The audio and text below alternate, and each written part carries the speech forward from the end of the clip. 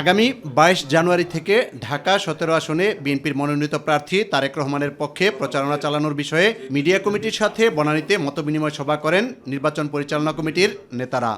I have a plan, যেটা আমাদের chairman সাহেব বলছেন, সেই প্ল্যানের মধ্যে স্পষ্ট করে উল্লেখ আছে। বিএনপির চেয়ারপারসনের উপদেষ্টা আব্দুস সালাম বলেন, একটি দল কৌশলে মিথ্যাচার করে বিএনপির বিরুদ্ধে বদনাম রটাতে চাচ্ছে।